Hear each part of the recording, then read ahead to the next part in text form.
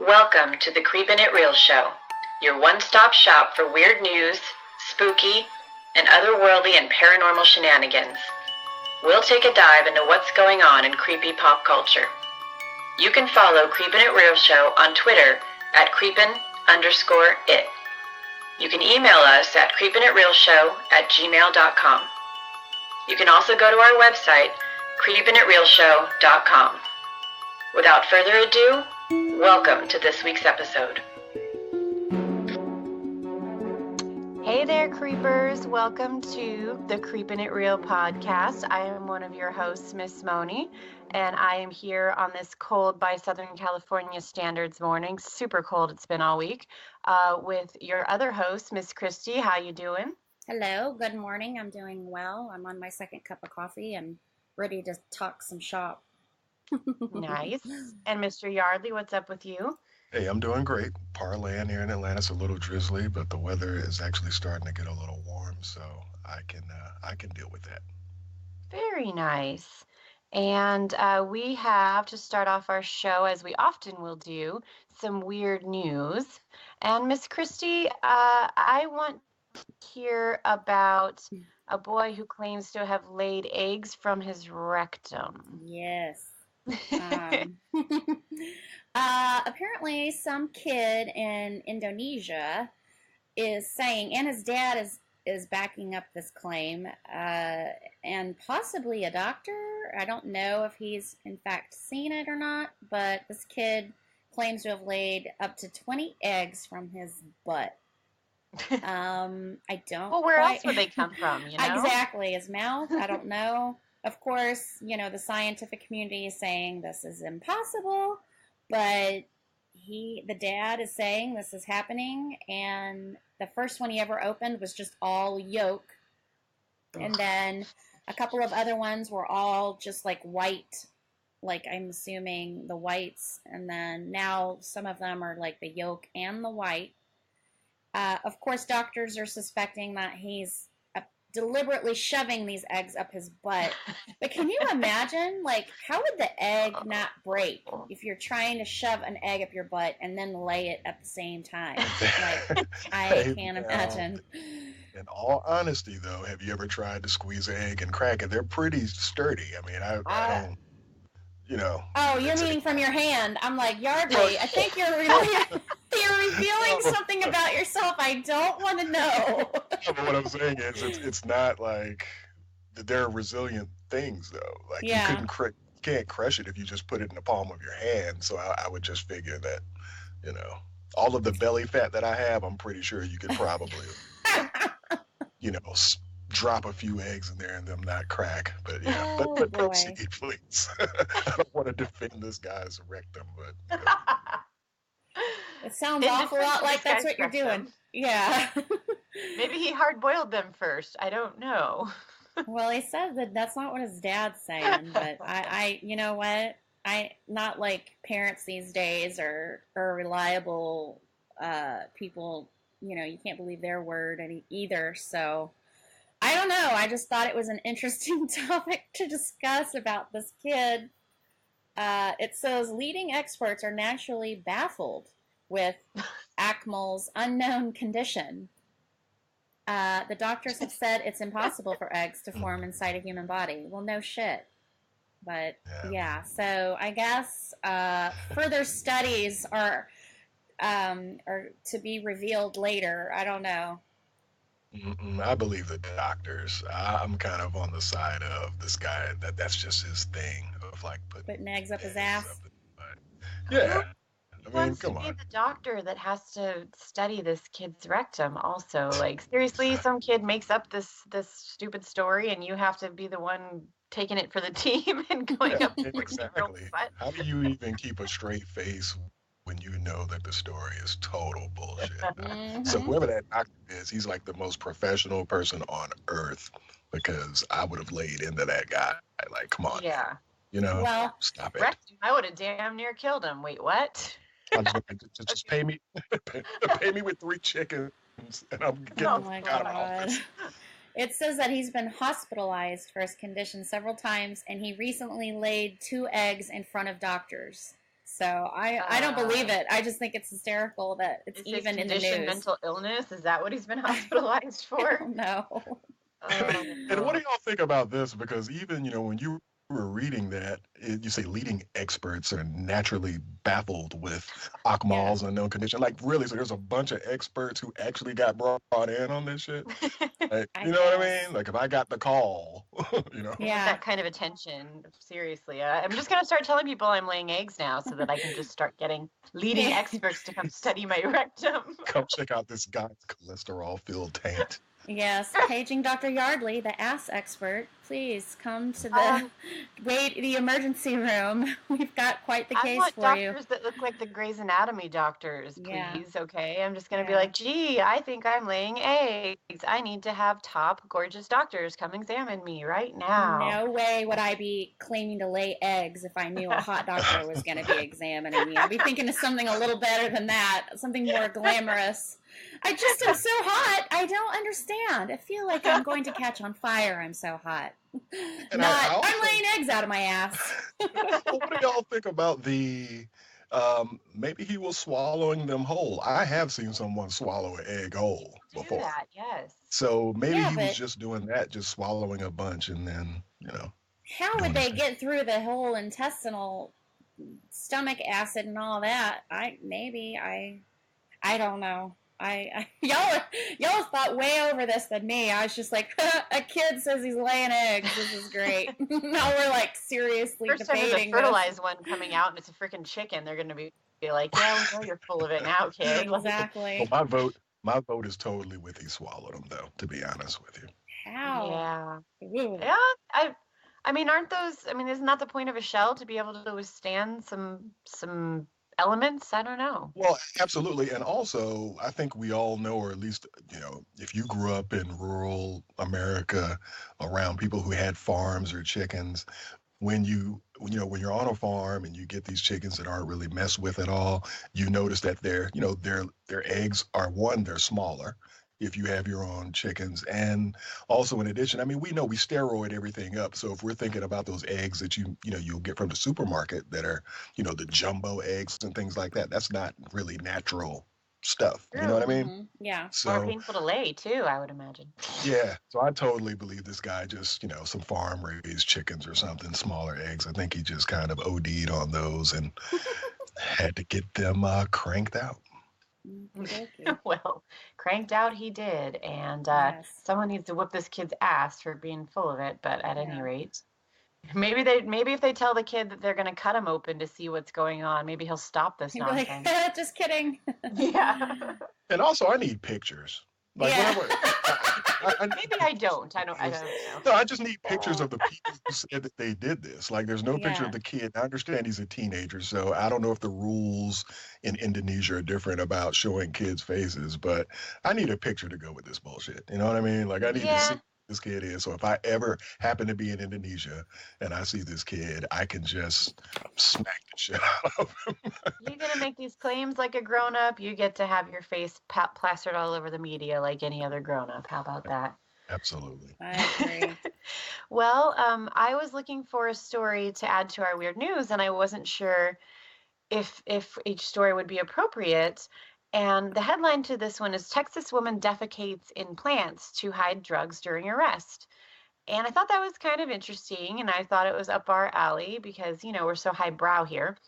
But what really sold this one to me is that police say that they placed Shannon Martin in the back of a police cruiser after she had stolen a bunch of stuff. They had arrested her for grocery store theft. And they say she intentionally defecated in her pants to hide a crack pipe. It was like, okay, crack pipe. 2.3 grams of crack cocaine. Okay, I could see why you'd want to hide that.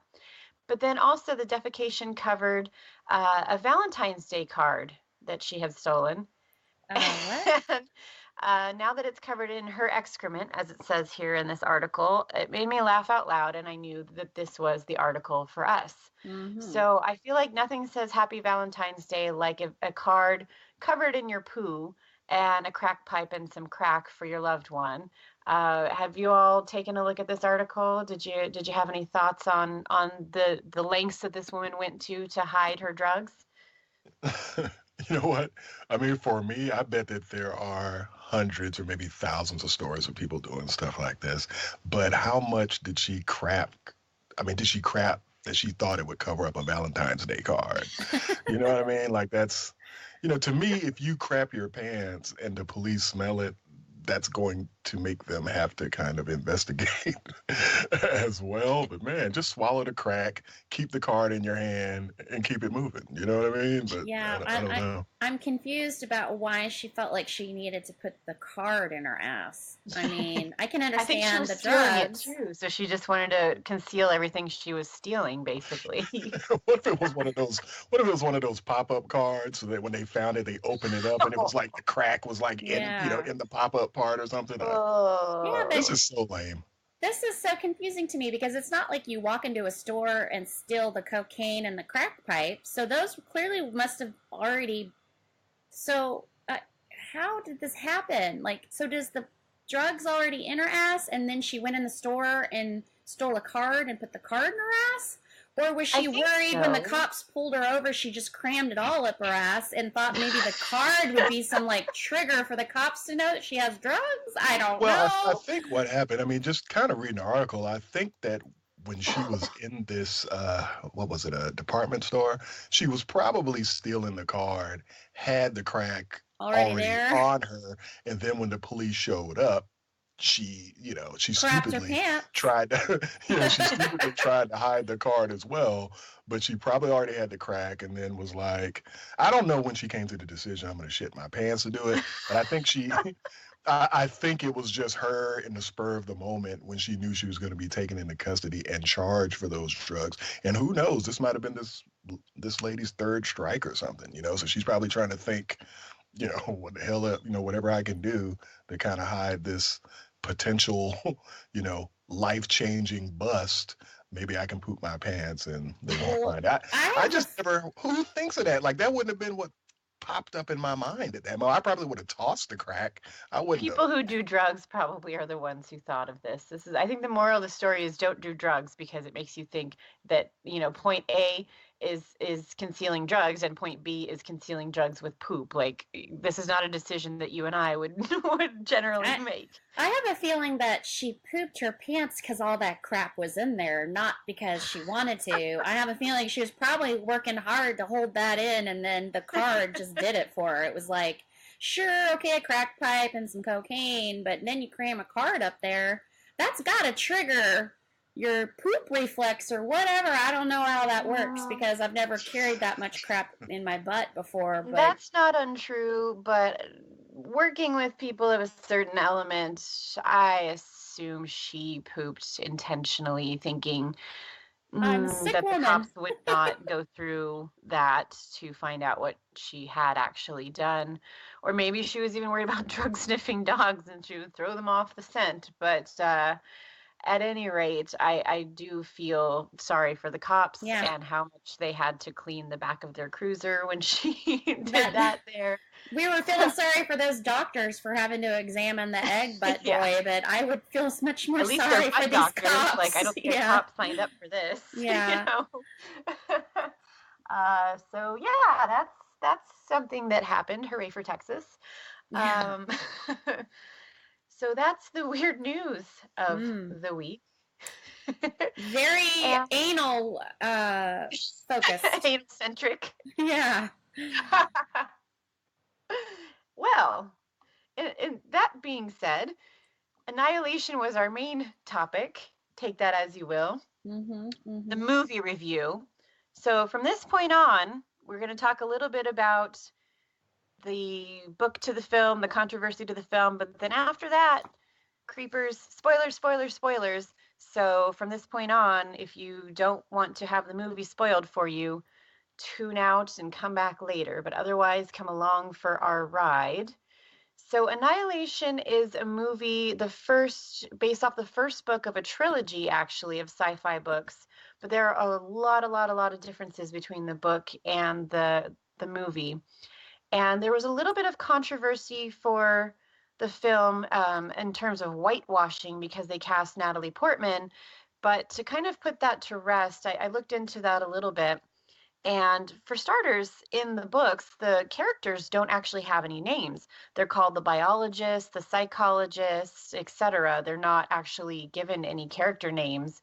And the director slash screenwriter, Alex Garland, actually gave all of the characters names because he didn't feel like it would be natural in a film to not call characters by names, Right. which I think is a good creative choice.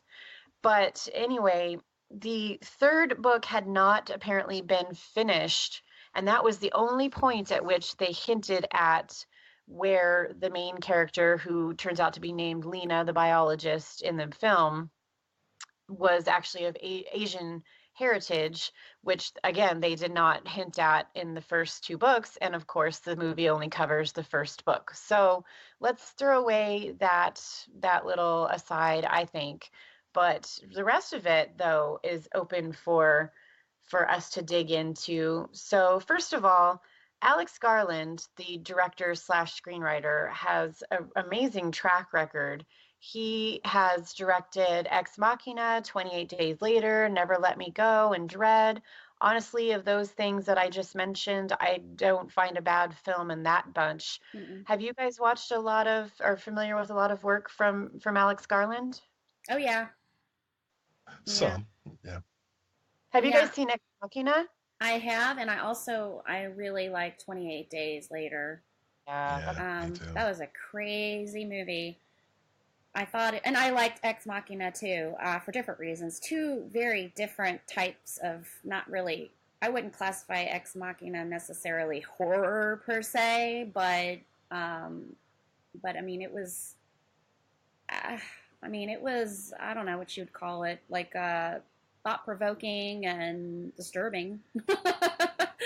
Yeah, absolutely. Not necessarily horror per se, whereas Annihilation I would classify as disturbing and horror at the same time in some ways, not all, but yeah, I mean, I'm really familiar with this stuff and I'm a pretty big fan. He does a lot of different things. They're all different. He doesn't stick to the same genres, the exact same types of concepts, which is, I'm sure, makes him happy too, because it'd probably be boring if he did, but yeah. And I also saw the interview that you had posted on there from him as well, which was interesting. So. Yeah. And Yardley, just also to what Christy was saying about what she would classify Annihilation as, I had a friend that I was talking to going into this podcast who said, I don't know why you're doing this film for the podcast because it's not horror. And I would agree with that, but was curious to hear, what would you classify Annihilation as? What type of film? Sci-fi mystery. Yeah, and I think that's fair. And so just to kind of say also that we don't always do straight up horror. We do what's going on in creepy or sci-fi pop culture, and this is definitely something that was happening in pop culture this week. So there. But there's definitely horror elements, and we will definitely get to that. That's why I said it definitely has. I mean, it was pretty bloody. It was, cutting people open and being attacked with teeth and showing that. And I thought there was a lot of human mutilation in different ways. Some, nature, quote unquote, some monsters, some. So I thought there were times that I wasn't scared, but I was going, whoa, it was pretty bloody at times. So that's why I was like, it's definitely not, to me, just sci-fi. It definitely had some gory moments in it. Absolutely. And the film obviously stars Natalie Portman, and it also has Oscar Isaac, also from Star Wars. So I was concerned that the two of them together, there would be some kind of "hold me like you did" in that beach in Naboo line, and that would make me walk out of the damn theater. But luckily, harkening back to previous Star Wars episodes, luckily that did not occur. But before we also launch into the film itself, what did you guys think about the two actors? Obviously, I think Oscar Isaac is amazing himself, and most especially actually in Ex Machina, but also Natalie Portman. I don't think I've ever seen a bad performance from her, even in Star Wars when I don't think she was given the best material. But what did you guys think about them as a couple and their chemistry together and everything in the movie, in Annihilation?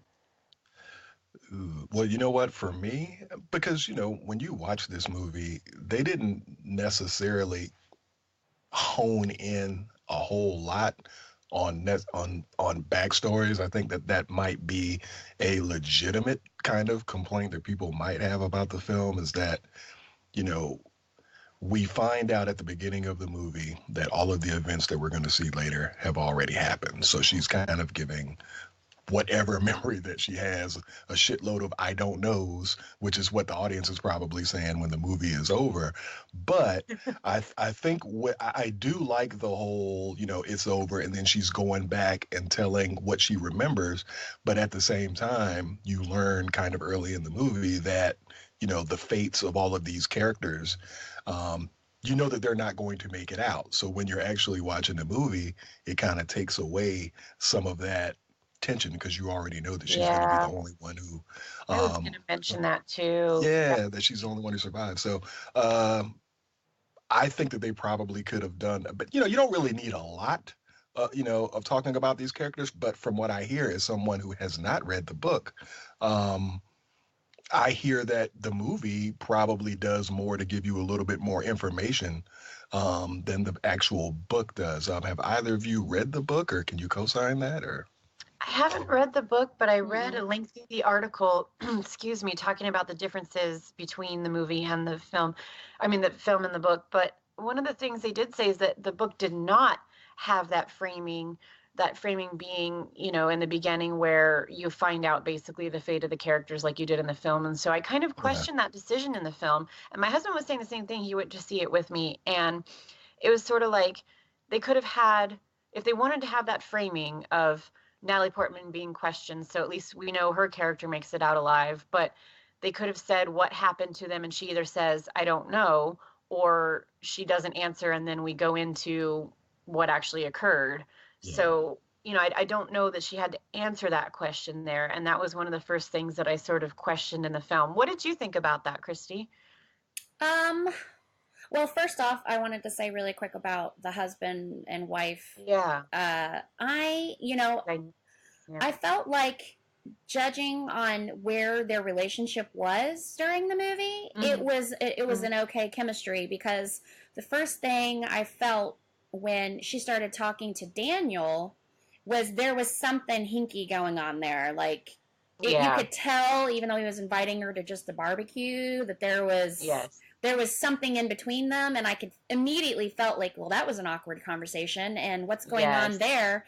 Whereas she didn't have that chemistry a lot with her husband, and I think that literally is kind of what, in my opinion, what it should have been, because we find out later that he left to do this mission because of their marital problems, and that he knew that she was having an affair on him. Well, that's what she was kind of assuming, and that's kind of what the movie alludes to, is that he knew she was having an affair. And so I think that I thought to get them together was kind of an odd couple, just looks wise, but I thought he's adorable. He did a good job, with what he was given, as far as his character.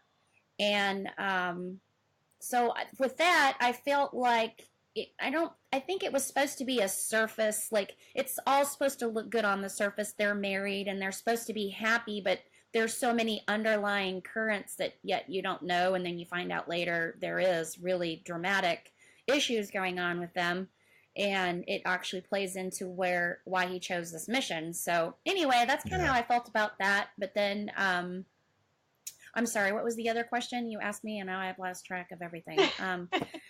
Just throw it all out the door. About the framing, about how you knew the character's face. Did that take away from anything for you? It didn't really bother me. That I didn't really think about at the beginning, and then at the end. Yeah, I mean, I think my assumption would have been, regardless, that they are probably all going to die, because the whole team from the other one died. It was just kind of a given that I would think that most of them are all going to die. And I think one of the mistakes that they made with that is they went I think they had too many flashbacks with Lena, and then didn't take that time that they wasted on too many flashbacks and give it to the other supporting characters about their past, about what they were going through. I mean, they talked about it briefly. You know, one was recovering drug addict, one was a cutter. You know, with Ventress, they had no idea what was going on with her, but she doesn't have anybody close to her and doesn't really talk about anybody.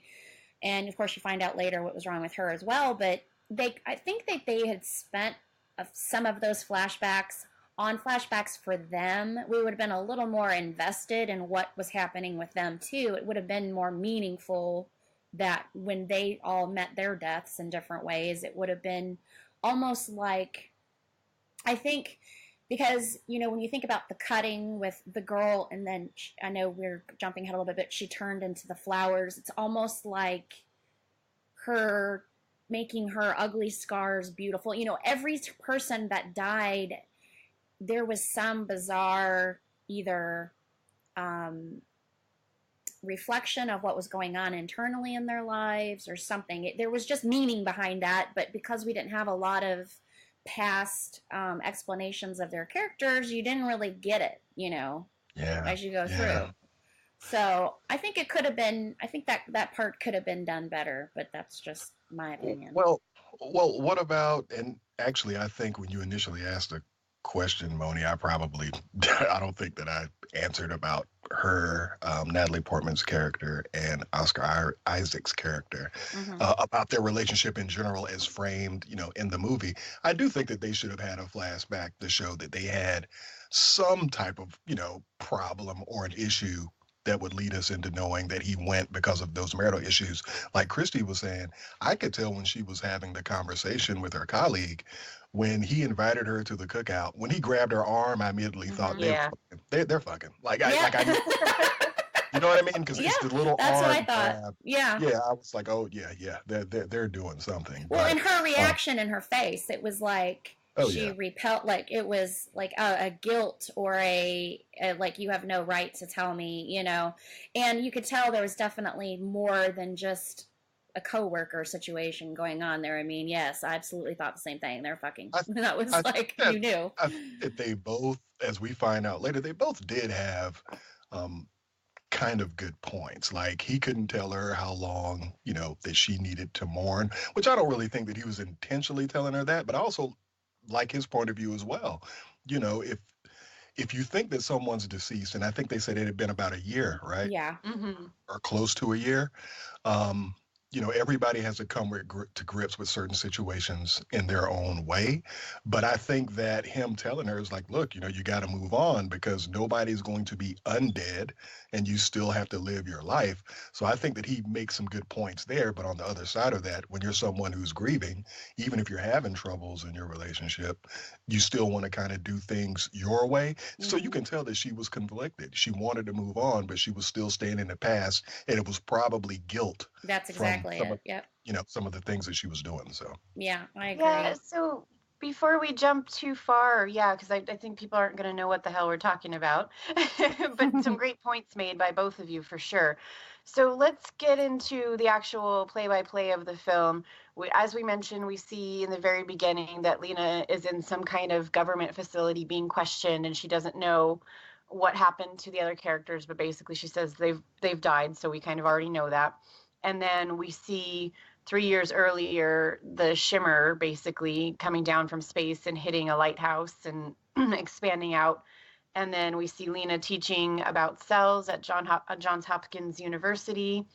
And we see her turn down her colleague Daniel's invitation to a barbecue. And we see that strange interaction that we were just talking about how he touches her arm and tells her, like, you know, you don't have to be grieving. It's okay to move on with your life. It's been a year. And she pulls away from him and is like, no, I have to go paint my house. So she's painting her bedroom, and there turns up her husband. He just walks into their house. But he has, you know, the next scene, they show them sitting down at the dinner table, and she's trying to ask him, like, where have you been? And yes, his missions are classified and top secret, but she's like, I deserve some explanation for the fact that you just disappeared. But he doesn't seem to have any answers. He keeps telling her he doesn't know. And she's frustrated, and then all of a sudden he's spitting blood. And in the next scene, we're in an ambulance, and he's really spitting blood and convulsing, rushing to the hospital, and the government, presumably some big black cars, come and basically run the ambulance off the road and take everybody into custody. And they actually put Natalie Portman down with a sedative. So what did you guys think of them getting hijacked by the government? How did you like that scene? I mean, I thought it was pretty suspenseful. I can't imagine. I mean, I know they're kind of used to secrecy and big government or whatever, but I can't imagine being in or even like the emergency, the ambulance guys, going along the hospital, and then all of a sudden these big black cars come and pull your ass over and yank your patient out of the vehicle. That would be kind of bizarre, but I thought it was pretty suspenseful, and it kind of freaked me out. I mean, I just try to put myself in their shoes and in their situation. She hasn't seen her husband in this long, and he's spitting out blood and having seizures, and here comes all these black SUVs forcing them to pull over and, throw them in the other car. So I thought that was pretty good. I thought that it was cool too. I was wondering what the ambulance drivers were thinking. See, I watch too many movies. If I was an ambulance driver and I saw that happen, like I'm trying to Mission Impossible that shit. Like I'm running in the cars. Like we'll probably all be dead when they finally stop us, because I'm like, what the hell is going on? But I thought that was pretty cool. I don't know. I don't think that it was necessarily a good idea with them trying to get him alive. I mean, it would seem to me you would want the guy stable and get to the hospital, then you send the black ops people in. You know what I mean? Yeah. But if they're black ops, maybe they don't want to be on camera, blah, blah, blah. But I don't know if that was the best scenario, but I thought it was cool because I wasn't expecting it.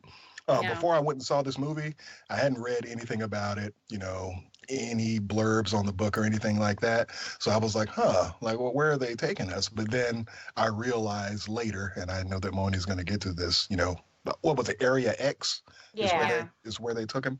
And wasn't Area X something else in the book? Wasn't that like a nod to the book, but not necessarily the name of the facility? Okay.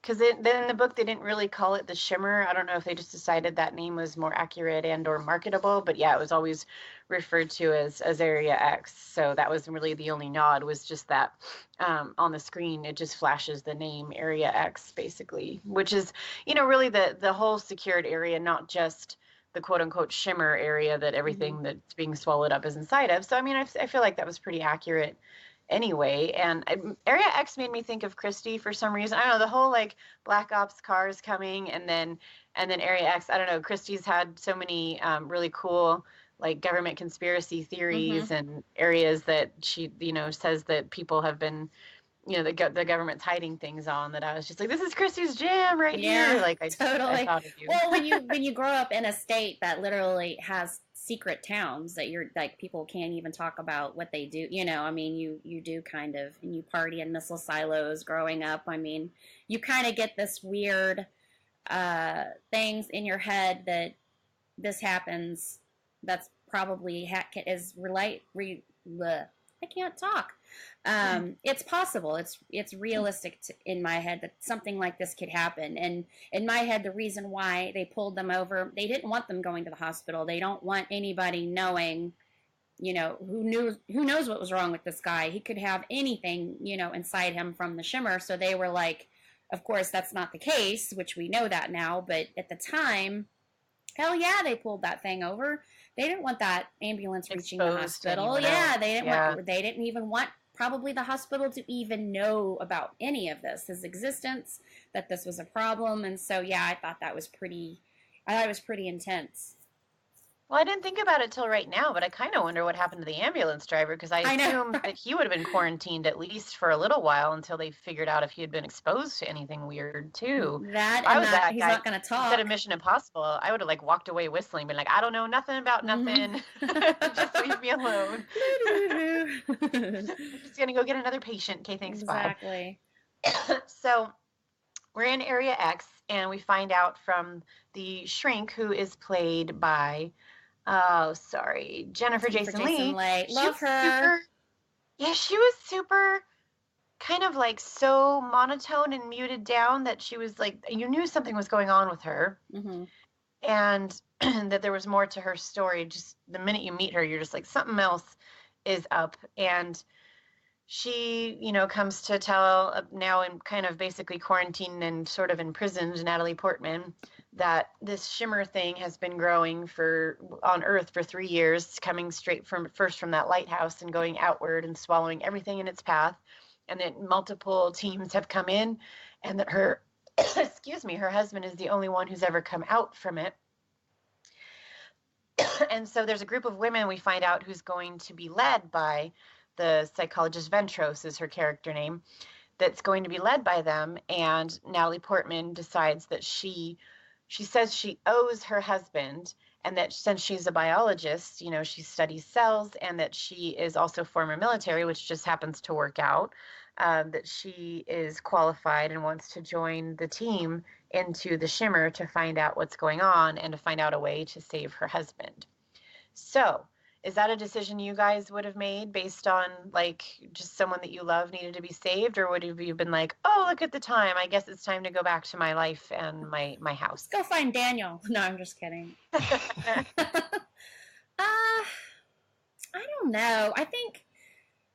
I'm sure that part of her decision was guilt, based, but I think also just probably scientifically she was curious. And, I think having a really deathly ill husband whose organs are shutting down, she's thinking he's not going to live. She doesn't have much to live for anyway. And my curious mind, even though I'm not a scientist, I would be dying to go in there. I would be dying to know what's going on in there. So I can kind of see why she went. I think some people would be like, hell no. But not knowing, of course, when you don't know and you don't have the foresight of what's happening in the movie, I could see why she'd go in there. I would if I was a scientist and was curious and basically the person, that I love is dying.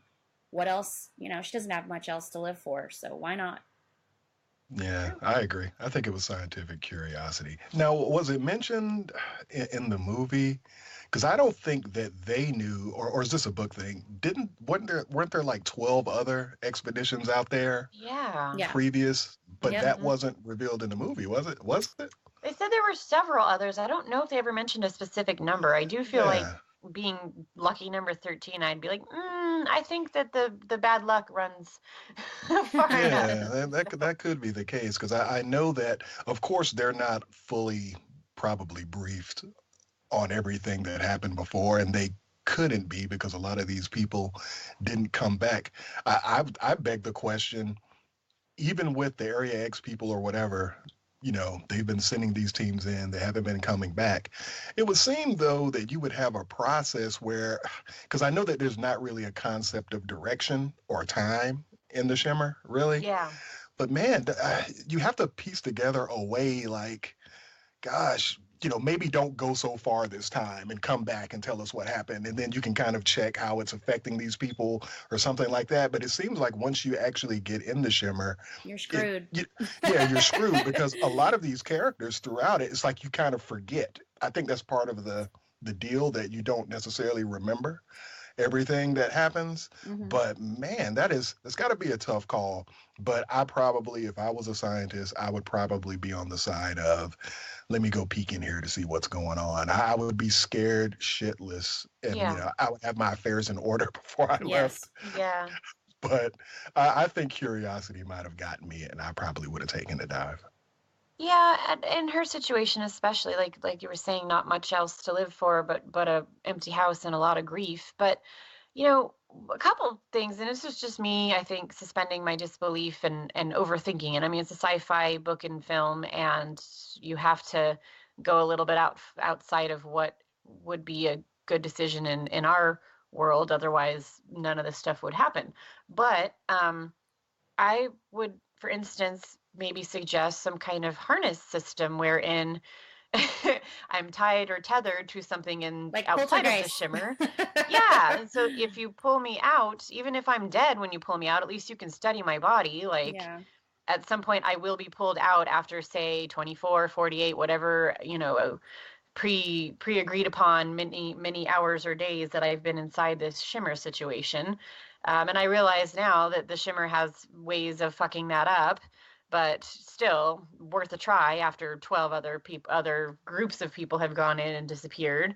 And also, just don't you think a bunch of scientists would be like, maybe the air isn't even breathable in there? Maybe you step inside and you take a couple breaths and you die of poison in your lungs. Like, that's why this guy that came out is so sick. Like, I don't know. I kind of feel like maybe you would bring some kind of air tanks. I just feel like you would take a couple more precautions as not the first team to come in there. But that's just me overthinking the thing, I guess. That's what I was going to say. So when you find out, Natalie Portman wants to go in the shimmer, she's talking to Jennifer Jason Leigh, Ventress character. And then it's almost like, okay, and then you see them walking in.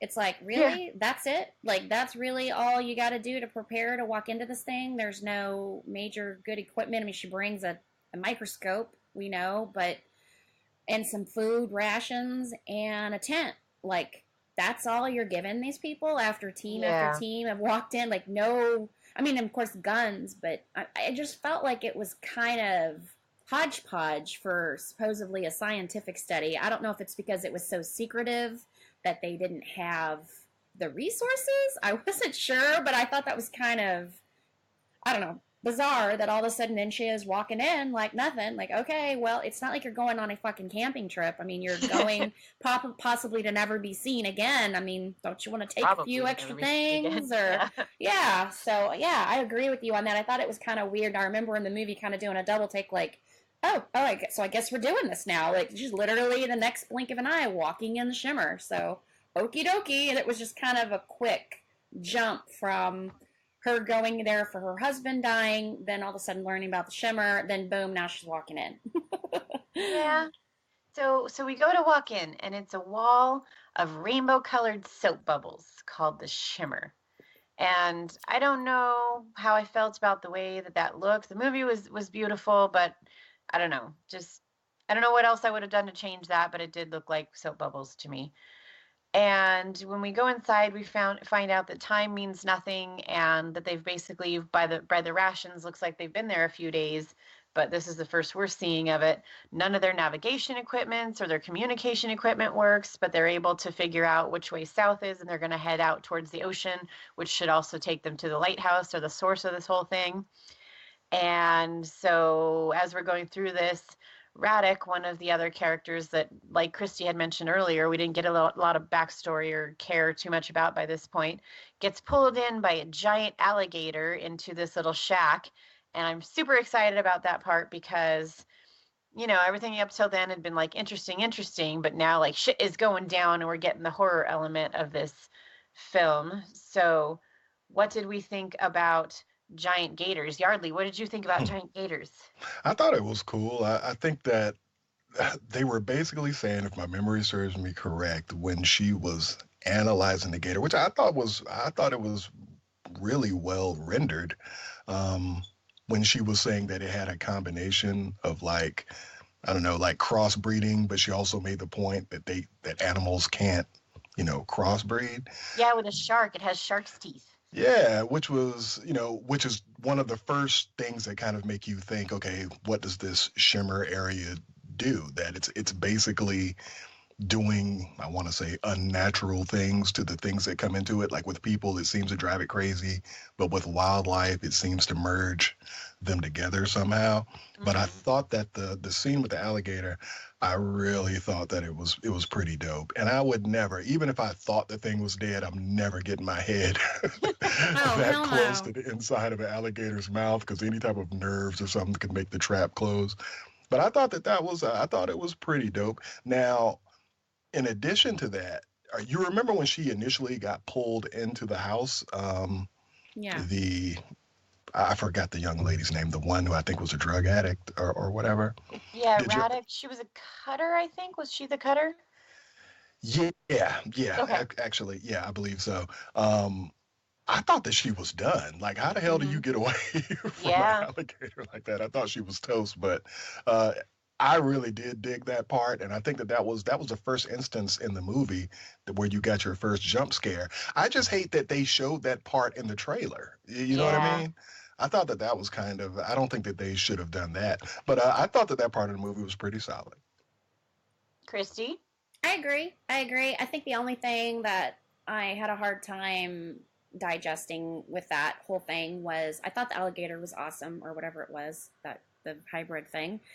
I just felt like, okay, so when she gets jerked into the boathouse or whatever that was, and she's being slung around on the water, she didn't really come out with any injuries. So I kind of felt like that was No. bizarre. I'm like, okay, why Yeah. doesn't she have any boo-boos? Because if you've got an animal that big manhandling you and tossing you around, I mean, sure, he could have grabbed your backpack but even then, like something, so that kind of bothered me. Like I thought she should have walked away with a little more rough for wear, but Yeah. otherwise, I really liked the scene, and it did catch me off guard. Even though I saw it in the trailer, I still, for some reason, kind of forgot because I was really kind of into the movie by this point, and I did jump, and I couldn't remember what it was. You know that when you see this big, huge, freaking white alligator walk out, and it was definitely bigger than a normal alligator. That thing was,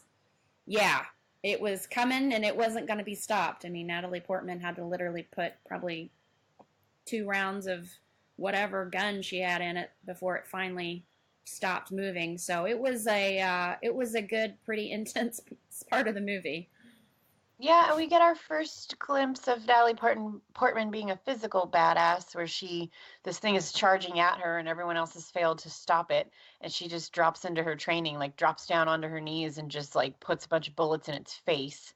Yeah, So and that was pretty cool. I also think that's kind of the first point where people start to not trust her because they're like, oh, she's just the scientist. She wasn't really honest about, what Being her real. Yeah, I mean, she might have said she was a military, but I don't think she really was honest about what kind of so she badass. all of a sudden, has this gun, and, they all have guns, but some of them are clearly better with them than others, and then you see her basically take this alligator down. They're kind of looking at her, well, I mean, except for Jennifer Jason Leigh, because she knew. But then you could kind of she starts to show who she really is, and these people are like, who the hell is this lady? Like, and I can understand their paranoia about it because you're on a mission and you're depending on everybody to be who they are, as trust, in a group. Yeah. And so that's kind of the first part where we see the trust is going to start collapsing, Yeah, and this too for me too, watching Natalie Portman, as Yardley had mentioned about putting, or maybe it was you, Christy, sorry, about putting her hand in the alligator's mouth. That was Yardley, yeah. No, yeah. I just, that part too was another thing, kind of like what we were talking about going in unprepared as well, was just sort of like, okay, this thing is theoretically dead, but you're in a place where nobody comes out really. Right. So maybe you are a little more careful. Maybe things come back, reanimate. Maybe, like, we don't know. Maybe your husband is so sick because he did die and you reanimated. Like, right. You don't know where the fuck you are. Like, maybe not so much touching, or at least not, maybe a little more poking with a stick before you put your whole hand in there. Like, exactly. That's just, but yeah, you're right. They did start looking at her differently, seeing that she was a secret badass. Mm-hmm. And then afterward, we get flashbacks of her affair with her colleagues. So we actually get to see that had occurred and have the hints that her husband had kind of known, because the day that he left, he sort of was just like, yeah, I got to go. And it was just sort of a weird way to leave when you're going to be gone for quite a while at the very least. Mm-hmm. And you kind of see it hit Natalie Portman in the face that I think he knows something. And that was the last time they saw each other, up until he just comes out of this thing. So now they're at a military base within the Shimmer, and they find a tape that is marked for them to watch, and it shows that Lena's husband, who the team still doesn't know is her husband, they're holding down, the rest of the group is holding down another man, and they cut him open. Her husband cuts him open, and his guts are like writhing around inside his body. And, the team their team, the ladies, kind of fall apart about whether that is actually happening or whether people were just going crazy. But then they also discover what used to be a human that has grown into the wall, and it's kind of assumed that it might have been the guy who they had cut open. And he has like vegetation coming out of him. We're learning that the plants are growing in different species all in one plant vine together, things that just shouldn't be happening from a DNA perspective are just going crazy here in the Shimmer. And there's a really uneasy tension that continues to grow between the ladies that are on this journey. And then in the nighttime, when everyone else is asleep, Lena tests her blood and sees that there are abnormalities in her cell. So the Shimmer has indeed gotten inside of her and probably all of them. And in that same night, she gets up and goes out and has a weird talk with Weird Ventros, who is watching the perimeter to see what's going on in the Shimmer. And, Ventros tells her that she thinks that all humans try to self-destruct for some reason, that's programmed into their DNA. And as they're having this weird philosophical conversation, something breaks the fence perimeter, and the other ladies come running out to help, and a bear-like creature drags Shepherd off into the night, and she's screaming, and they try to save her, but they can't, and not everyone sees this bear. So how did we feel about that next kind of horror-esque scene? What did we think about people getting cut open and bears in the night? Yardley, what'd you think? I thought that we would get a little bit more. I thought that was another great shot as well when they cut the guy open and then you see that stuff kind of, moving around. And it also seemed like before when it was going on and he was getting cut open, it seemed like he was almost with it. Like it didn't seem like he was kind of struggling to get away from it. It was almost like his curiosity of what was going on. But I thought that was outstanding. And actually, that was the part of the movie where I actually started to wake up kind of, because it is kind of a methodical, movie. And when I saw that, I was like, okay, I'm very curious to see what this thing is. Now, of course, we never get to see what that thing is on the outside of the body, but that's the part of the movie that made me perk up. I don't know if things were resonating for y'all before that scene, but for me, that was kind of when the movie kind of took off for me. I was like, okay, now we're getting somewhere. Going down. Yeah, but I thought it was great.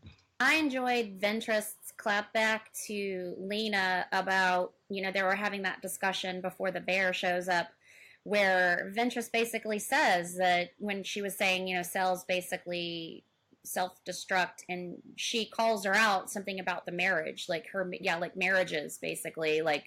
Basically Ventress was in on the fact that most likely Lena's guy volunteered for a suicide mission because of the collapse of this marriage. And I thought that was a pretty good clapback to Natalie Portman, who is all up in arms and upset about, oh, you tell me why my husband went for a suicide mission, and more like Ventress going, why don't you ask yourself that, lady, Yeah. And then I really liked this thing. I thought it was cool the way they handled the scene. I know some people probably think it didn't give enough detail, but when they did watched the video of them cutting that guy open and seeing what's going on inside him, and then finding him, which I'm pretty sure, does the guy in whatever, was that a swimming pool or whatever the hell it was? It was cool because I sometimes don't want to know what's going on. Sometimes I enjoy there being this element of what in the world, what is this? What is happening? And sometimes it leads me down a frustrated path, and then sometimes it leads me down a kind of an exploration way. And that's kind of how I felt they were doing this. There were times where you're just completely clueless as to what's happening, and it can be somewhat frustrating, but I felt like they were doing it the right way. I didn't feel, lost yet. I was still kind of in the story. And I will tell you one thing. There is nothing more fucking creepy than that bear with the girl's voice. You know what I'm talking about? The bear, later starts making the lady's scream as its voice. Well, let's get to that, because That's the shit. Hell right no. So the next morning, Lena ventures further into the forest because they decide they can't just leave Shepard in case she's alive or whatever. But she alone finds Shepard's mangled dead body. Wow, dangled. Whew. And, so nobody else sees this. And the team also finds plant-like structures that look like humans, but they're theorizing now that the shimmer is actually scrambling DNA, like we had mentioned. Mm-hmm. And in the night, Thorensen, who's been really kind of getting more and more paranoid, knocks everyone out and ties them to chairs. So all the ladies come to and find themselves tied up because she is now holding Lena's locket that has the soldier in it, Kane, who was last seen in the video cutting open that other guy's stomach. So she, has now discovered that Lena and Kane have a relationship and explains that nobody else has seen this bear that took Shepard, and nobody else has seen Shepard's dead body. And she's trying to figure out what to do about this and, menacing, coming at Natalie Portman with a knife. And the other ladies are freaking the fuck out because they're tied up and they don't know if Thorensen's going to go nuts on them as well. When we hear Shepard screaming for help from somewhere in this house that they're in. So Thorensen, of course, runs to go help her. But it turns out, as Christy was mentioning, that this is not, it's okay, that this is not indeed Shepard. This is some kind of fucking nightmare bear thing. So to describe it a little bit, you guys can tell me if this is accurate. It's got the body of a bear, and when it tries to make bear noises, it ends up screaming like its last victim. Yeah. And it's got kind of a skeletal face to it, though. Yeah. Well, how would you guys describe this thing? Oh gosh, I don't. You know what it kind of reminded me of, the way that it kind of slinked around. You remember the I think they were called the Skeksis from A Dark Crystal. Yeah. From the Dark Crystal. Yeah. It was kind of a combination of that and other things. I personally, I thought it was just something different. We find out that it was a bear, right? Yeah, or like some type of. It was a bear. It was morphing into something else. Like I think everything else, in the shimmer, it's started off as one thing, and then once it got into the shimmer, its cells all start mutating with other things around it. So it's it's weird. I don't know. It didn't really. It just looked like a scary hunk of rotting something. I didn't really think of it as a bear. I think the creepiest part of it was, as both of you had mentioned, it's just that it kind of makes the noises of who the previous victim was. But the one thing that I didn't get was, what was her name though? The woman who was going crazy and she seemed like she was going to kill them. That's Thorensen. Thorensen. When she walks out of the door and then the monster or the transformed animal came in, I thought that she was already dead. I thought that he killed her and captured her scream and then came in, but apparently not. She comes in and then, of course, she starts shooting and gets his attention. But I thought that the beast was cool. Got killed kind of easily, though. Like, the one thing that I did enjoy about this was none of the animal life it could still be harmed, just like a regular, animal. Now, granted, probably a 30-round clip was, it was a beast, but that's the one thing that I did enjoy, is they didn't make these things too over the top. But man, I tell you though, that's definitely something. What was it when they were sitting down and then the snout was in between them? Now we've seen these shots in other movies, but I thought it was just going to start destroying them.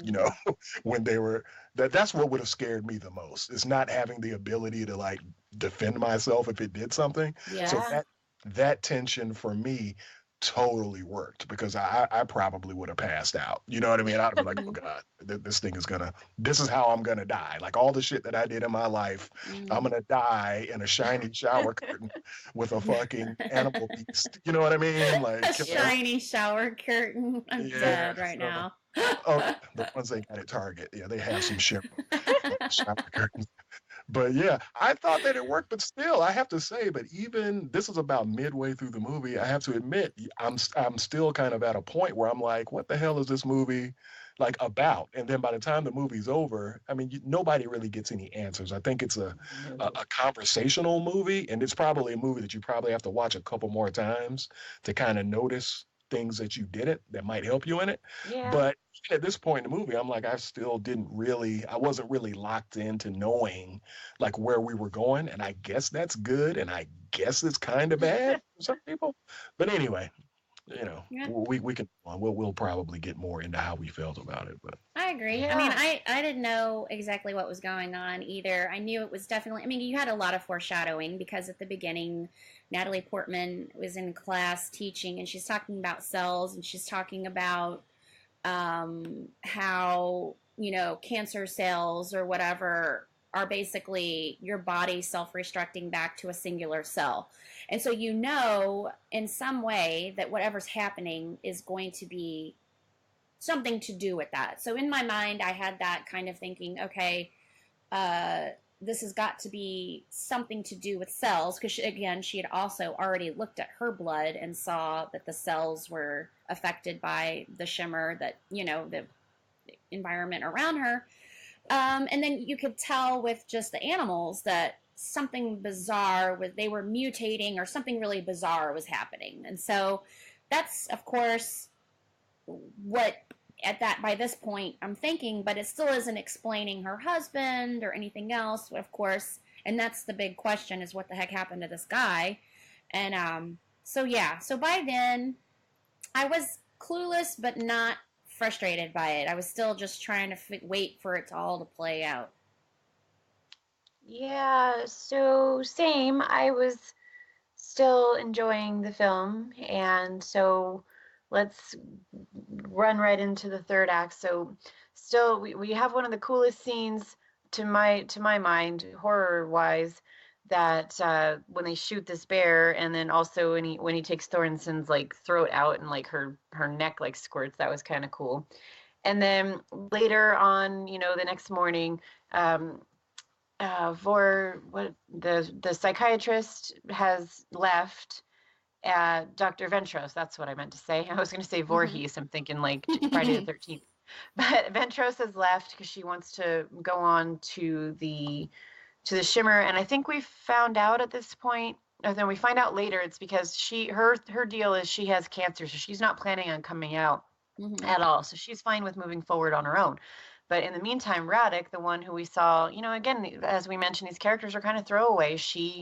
We hadn't heard much from her except for that she was a cutter, was mentioned in passing. And so now she's finally wearing a short sleeve and we can see the damage to her arm. And there's plants growing out of the cuts. And so she says that, Lena wants to fight this and Ventros wants to find out what's going on with it, but she just wants something else.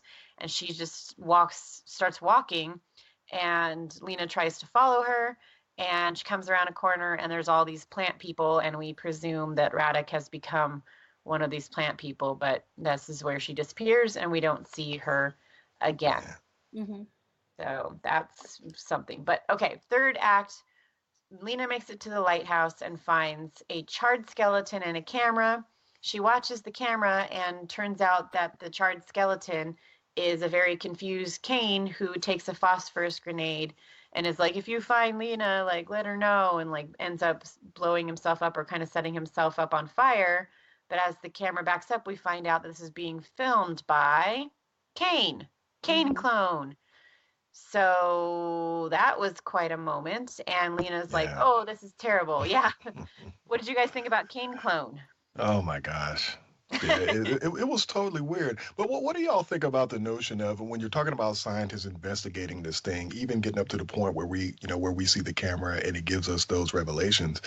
I would just think that smart people would, right on the inside of the shimmer, you place cameras there, something that can get grabbed. Like that's the one constant that I think that they should have had, especially with different expeditions, was just putting recording devices there. Because that's the one thing that, there's no DNA in those objects, for it to be affected. So I thought that was kind of a fail. But you're right, that was definitely an interesting part of watching her watch that. Watch that video because what was it? Was it a white? It was a phosphorus grenade, which I think are illegal. You're not supposed to have those. But that was one of my favorite parts was when he sat there and just burned himself to death, which I don't care. I would never do that because that's a horrible way to go out. I'd rather turn into a plant. Thank you. Yeah, exactly. You know what I'm saying? Just totally transform me and I just don't remember anything, but I'm not going to burn myself to death. But I thought that was actually, I think, probably my favorite scene. So I think that the revelations behind her watching the video, I thought that it was pretty cool, actually. Yeah, I think that he was probably so out of his mind with confusion and seeing himself. I mean, can you imagine what that would do to your brain? Like, oh, there I am, and I'm not me. Like, and you've already gone through what he's gone through, whatever time, because of course the Shimmer doesn't really have time. What felt like maybe a week for him was actually a year, but I can't say I would want to go out, like you said, by a grenade, but I could see why in his frame of mind he did. Maybe that's the only thing he had sitting in that little lighthouse and nothing else left but just this grenade. I guess that's what you do, what you take. But yeah, that was a pretty bizarre point, because then you realize, wait, he's blowing himself up. Then who's this other Kane? And then there's, the other Kane right there. So that was kind of, whoa, yeah. I think sometimes we give crazy too much credit, though, because you know what I mean? Like you're crazy and you're losing your mind, but you still know what this grenade is. You still know how to use it. You still know what it's going to do to you. I kind of transitioned that into like real life, how we want to label people as crazy and mentally ill, but they plan out doing stupid shit. Yeah. And it's like you don't get to pick and choose what the fuck crazy is. Mm-hmm. If you can consciously make a decision to do these things, I think you should take crazy off the table. I think that maybe partially he just wanted to go, but still, lighting up a phosphorus grenade in your fucking face. That's just not the way. I would have probably ate every piece of dirt in that cave to try to kill myself before I would have did that, because you know what I'm saying? Like I'm a real I'm a pretty tough person, and I know that it wouldn't kill me. I would just be burnt the fuck up, and I would die slowly. Yeah. Ugh. Yeah. Oh, so yeah, I'm gonna try to do justice to what else we saw in this last act, but I'm not even entirely sure.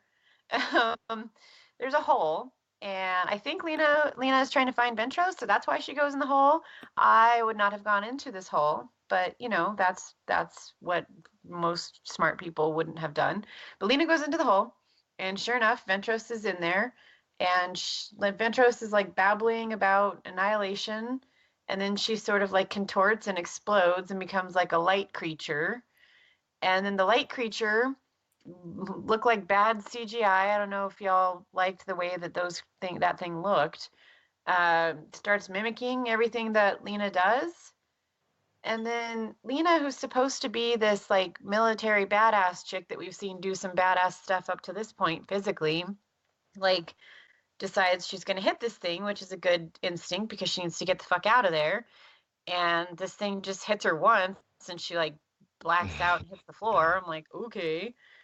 And there's like a dance battle wherein Lena tries to get out the door, but like the shimmery thing follows her and like starts to like drape itself over her body and sort of suffocate her, but not. Yeah. It's very confusing. What did you guys think when you were watching this? What was going through your minds? I compared that moment with, and this is going to show how old I am, with Legend, where she's dancing with the darker, but of course this is the sci-fi version of Legend. I don't know if y'all have ever seen that movie, but at the end, the princess is being won over by the Dark Lord, and the mirror version of herself, but is a darkness version of herself, starts dancing with her and turns her into this darker soul or whatever you think at the time. But anyway, I kind of for some reason that popped into my head when I saw that, and I compared it to like, this is like the sci-fi version of that.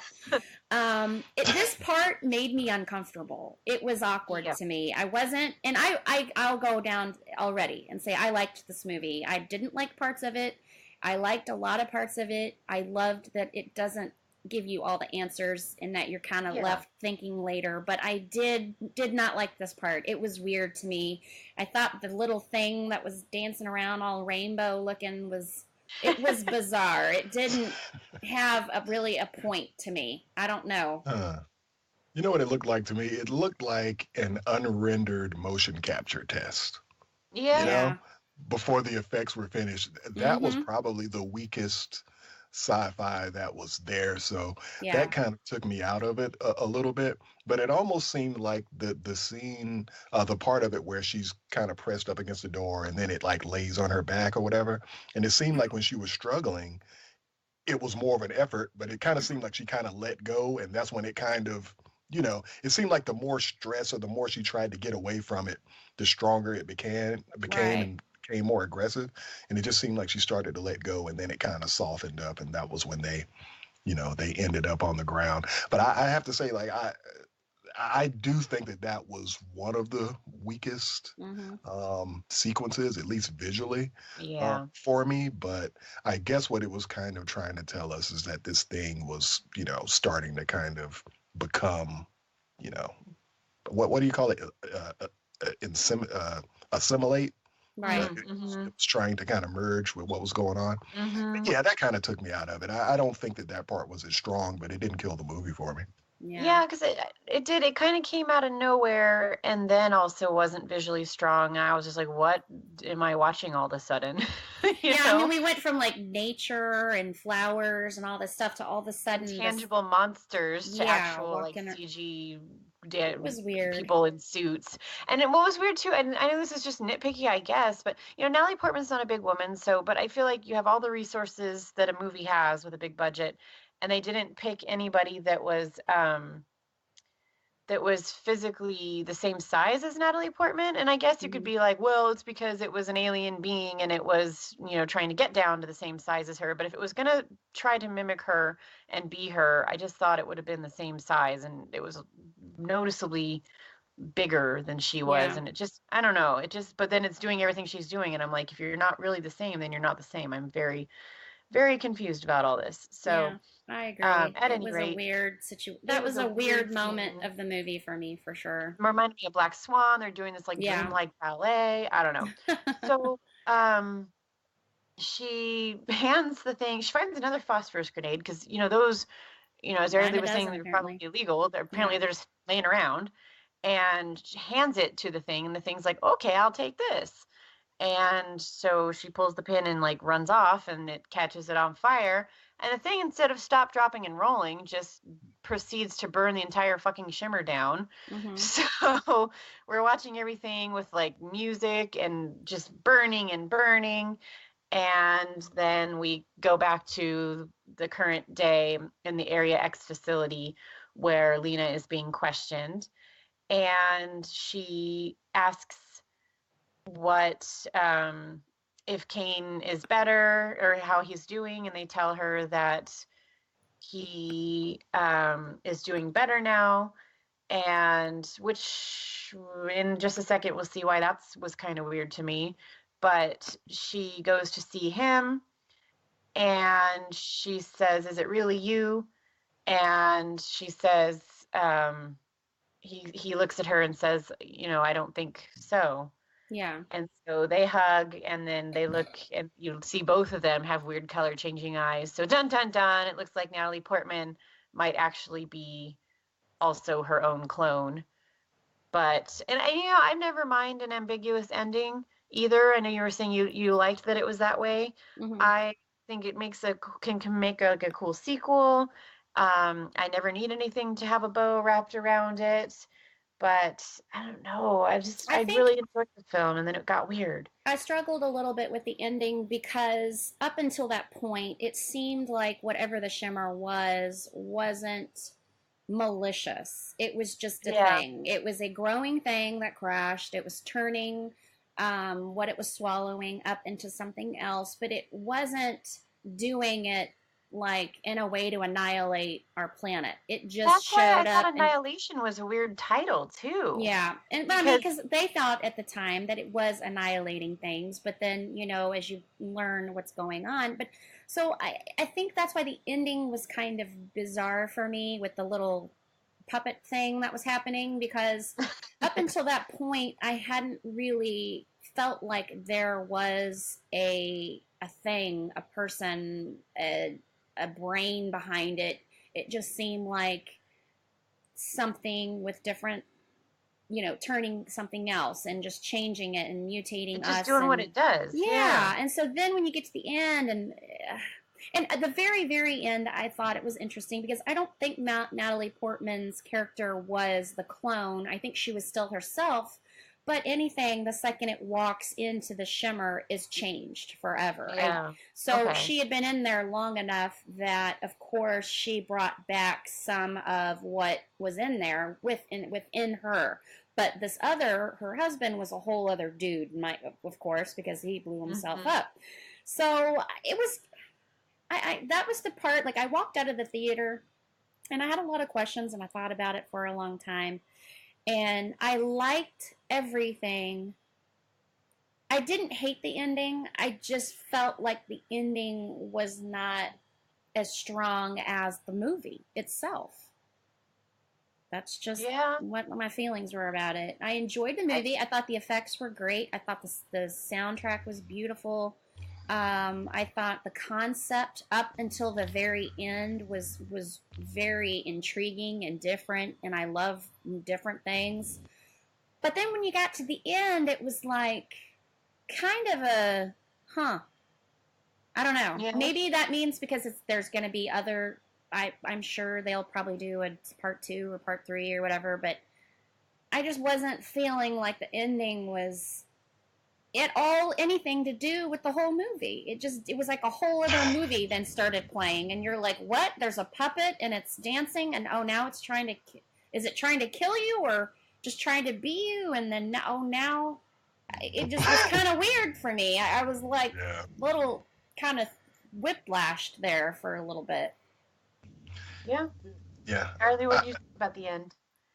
Yeah, I kind of feel the same way. Now, granted, we discussed this earlier, and even when you read interviews with the cast, it's definitely a movie that's supposed to have a lot of questions, because when she was getting interviewed by the guy in the hazmat suit, every time that she said she didn't know, I was sitting there saying I didn't fucking know either. You know what I mean? I don't know I didn't know what was going on. But I think overall at the ending, with the ending that they had, I just really wish that we would have gotten a little bit more meat. You know what I mean? Because it just kind of felt like anybody who left that movie saying, I still don't know what the hell's going on, blah, blah, blah, they've got legitimate points. And then people who point out certain themes in the movie, they've got points as well. But one of the reasons why, and we were discussing this in the pre-chat, about the release of this movie in Europe, is going to go straight to Netflix, I think, next month. One of the reasons why is they thought that a lot of people wouldn't intellectually get it. Did y'all read those quotes? How they were saying that there's a lot of people who, and I'm like, well, shit.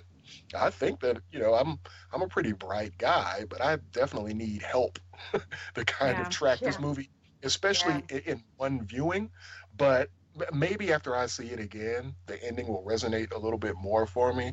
But overall, I give the ending kind of I'll give it kind of a flat finish personally. But it doesn't make me not necessarily, not like the movie.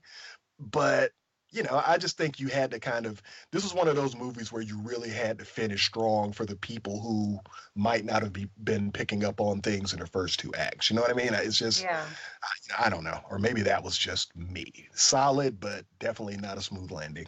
Yeah. So then if we were going to go with ratings on a scale of up to 5 being the best, Yardley, what would you give it? I would, I give it 3.75 off of the first viewing. I think that if I watch it a couple more times, it might creep up to 4 because I'll get more out of it. Mm-hmm. But right now, I'd give it a 3.75, and that's basically based off of the landing that they tried to stick. So we should probably revisit this though after we've seen it again, because we might come back and have total different views. But 3.75 is above average, and I think that it's a solid flick. And I would recommend, if you're into sci-fi, if you're into mystery, if you're into certain jump scares, I would definitely recommend this as a movie for someone to maybe pick up or to download on iTunes. Yeah, I would give it. I'd give it a 4. Just when I categorize it with other sci-fis. Now, overall, like out of all the movies on the entire planet I've ever seen, I don't know if I would give it a 4, but as a sci-fi, I would give it a solid 4. I thought the concept was very different. Some of the whole flower things kind of bothered me. They kind of looked fake. They didn't look like real. I don't know how to explain it. That kind of was like, almost like we were in Hobby Lobby or something. But I thought the concept was really great. I thought Natalie Portman did a really, really good job. I really like her as an actress.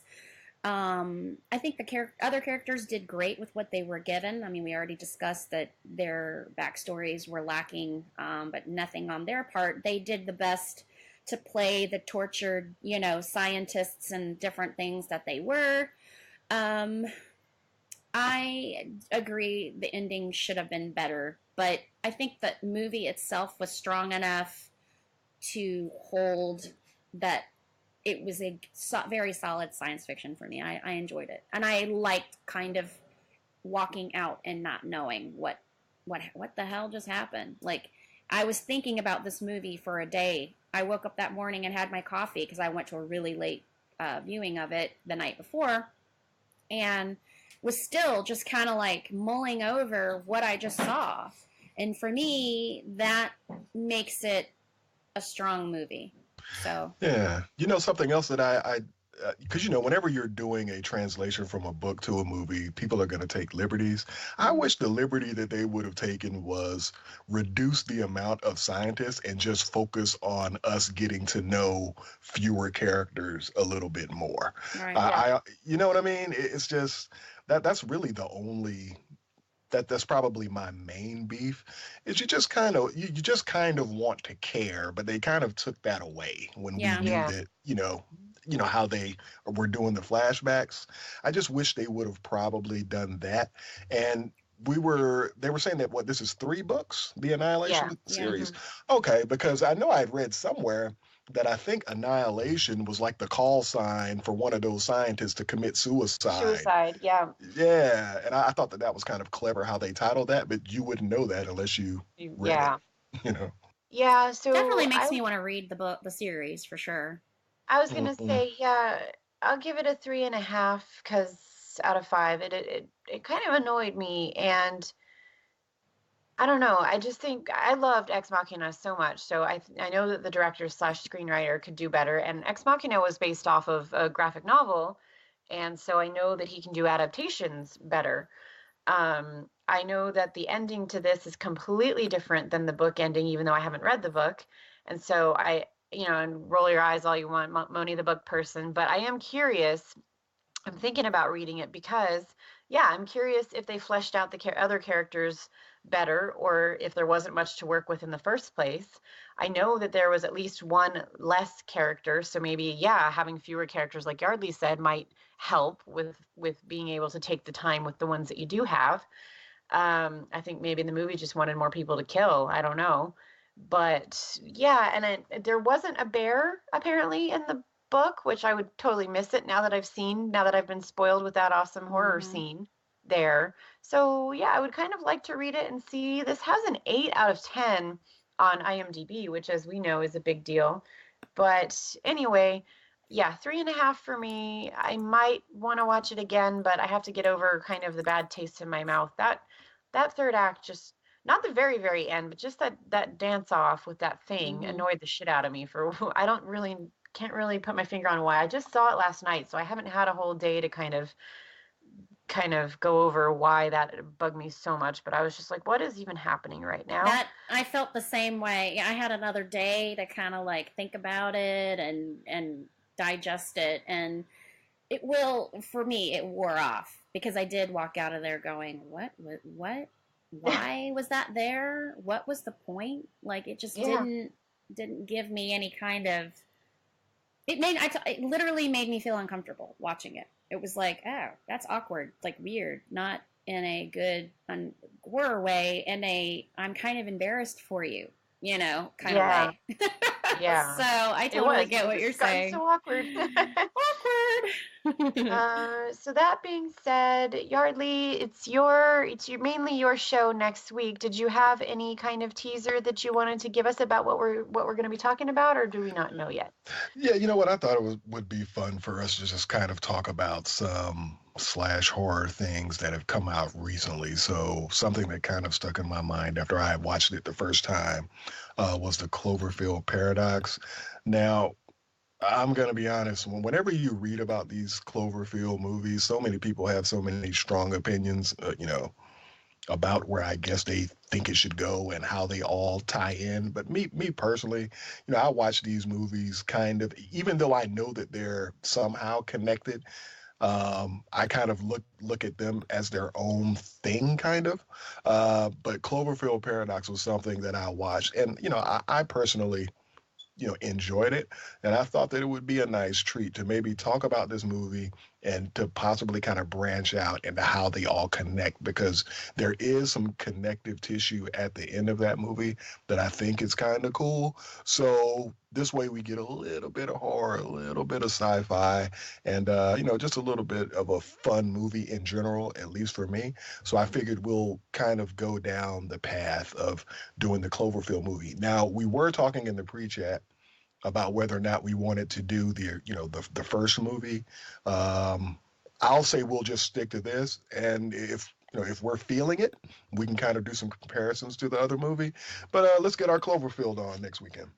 That sounds good. Yeah, we did on the Barrett v. Barrett episode touch on this film as it had just come out after the Super Bowl. But obviously on that episode we missed your perspective. So I'm excited to see what you think about the whole thing, and to talk about the world of Cloverfield and to revisit this film. Maybe I'll appreciate it more as a sci-fi / horror film after seeing Annihilation and what can go wrong in a sci-fi / horror film. So, and Creepers, I just want to remind you all and thank you all for listening, and also for subscribing or following, and also giving us reviews if you're on Podbean and or iTunes, or really whatever way that you are finding us. Please use that platform to review and subscribe and follow and like, because that really helps us get found by others. Share your experiences with listening to our podcasts, and we appreciate each and every one of you for doing that. And with that being said, you can follow me on Twitter at Rebel Moni, and on Instagram at Moni Bear. Yardley, where can we find you? You can follow me across all platforms at militant_marker. Very nice. Miss Christy, where do we find you?